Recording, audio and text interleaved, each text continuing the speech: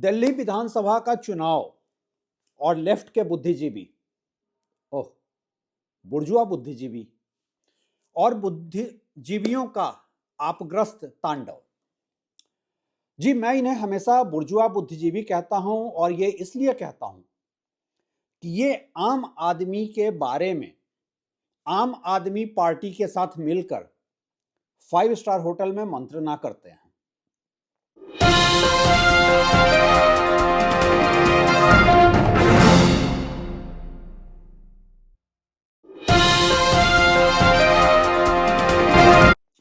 इनके चेहरे अलग अलग हो सकते हैं, इनके प्रोफेशनल प्रोफाइल अलग हैं, पत्रकार, बुद्धिजीवी, लेखक, एक्टिविस्ट, लेकिन चाल, चेहरा और चरित्र में चेहरे ही अलग हैं।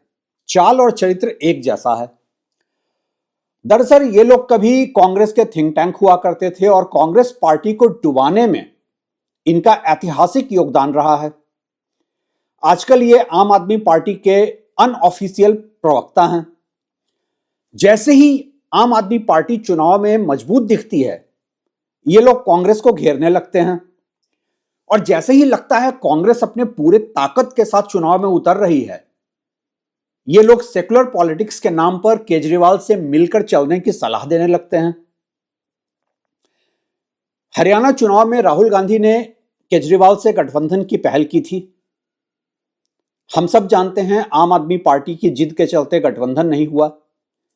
आप अकेले 90 सीटों पर लड़ी, कोई सीट नहीं जीत पाई, लेकिन कांग्रेस को डैमेज कर दिया। कांग्रेस वहां हारी। हम सब ने देखा कैसे पंजाब विधानसभा चुनाव में आम आदमी पार्टी ने कांग्रेस के खिलाफ चुनाव लड़ा था। दिल्ली की बात करें तो नवंबर में ही केजरीवाल ने मना कर दिया था। वो ओवर कॉन्फिडेंट थे, उन्हें लग रहा था वो चुनाव एक तरफा है और वो जीत रहे हैं, तो केजरीवाल ने मना कर दिया था कि हम वो कांग्रेस से गठबंधन नहीं करेंगे। और तो और, जैसे ही राहुल गांधी ने गौतम अडानी पे अटैक किया, अडानी ग्रुप के स्कैम्स पे बात शुरू की, ये सब इतने बौखला गए थे कि कांग्रेस को, आम आदमी पार्टी ने ऑफिशियली कांग्रेस को इंडिया गठबंधन से अलग करने की मांग करने लगे। हालांकि अडानी पे अटैक के बाद कई पॉलिटिकल पार्टीज जो इंडिया गठबंधन के अलायंस में थे, उन्होंने कांग्रेस से अपनी दूरी बनानी शुरू कर ली थी, लेकिन आम आदमी पार्टी ने खुलकर कांग्रेस को इंडिया गठबंधन से अलग करने की मांग की थी।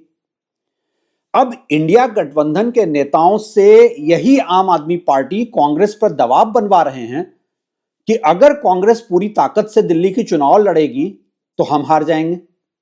वाह! क्या ममता बनर्जी गोवा में कांग्रेस के खिलाफ चुनाव नहीं लड़ी थी? त्रिपुरा में कांग्रेस के खिलाफ चुनाव नहीं लड़ी थी? असम में कांग्रेस के खिलाफ चुनाव नहीं लड़ी थी? इन सब जगहों पे तो भारतीय जनता पार्टी जीत गई थी। आम आदमी पार्टी की बात करें तो गुजरात चुनाव में आम आदमी पार्टी अलग चुनाव लड़ी थी। कांग्रेस वहां 75 सीट से गिरकर 15 सीट पर आ गई। फायदा बीजेपी को हुआ। गोवा में आम आदमी पार्टी खुलकर कांग्रेस के खिलाफ चुनाव लड़ती रही और बीजेपी को फायदा पहुंचाती रही। तो भाई, दिल्ली में अगर कांग्रेस से लड़ने से बीजेपी जीत जाएगी तो कौन सा पहाड़ टूट जाएगा? कौन है वो दलाल जो खबरें प्लांट करवा रहे हैं कि कांग्रेस दिल्ली में मजबूती से लड़ी तो बीजेपी जीत जाएगी? क्या आम आदमी पार्टी की वकालत करने वाले ये गारंटी लेंगे कि दिल्ली में जीतने के बाद केजरीवाल राहुल गांधी को क्रेडिट देंगे? क्या वो ये गारंटी देंगे कि आम आदमी पार्टी दूसरे राज्यों में जहां उनका कोई वजूद नहीं है, वहां कांग्रेस के खिलाफ चुनाव नहीं लड़ेगी? अभी एक इंटरव्यू में, एक यूट्यूब चैनल के साथ इंटरव्यू में आम आदमी पार्टी का एक नेता राहुल गांधी के आईक्यू पे सवाल उठा रहा था। तो अगर आप राहुल गांधी के आईक्यू पे सवाल उठा रहे हैं तो फिर राहुल गांधी की कांग्रेस से डरते क्यों हैं? क्यों कहते हैं कि कांग्रेस को आपके साथ नरमी से पेश आना चाहिए?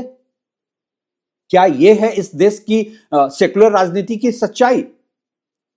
क्या कांग्रेस अब समझ चुकी है कि उसे ऐसे भीतरघात से निपटकर ही अपने नए राजनीतिक समीकरण बनाने हैं, या कांग्रेस फिर से ऐतिहासिक गलती करेगी? अपनी गलती दोहराते हुए आम आदमी पार्टी के साथ चली जाएगी। दिल्ली विधानसभा चुनाव में बहुत कुछ तय होंगे।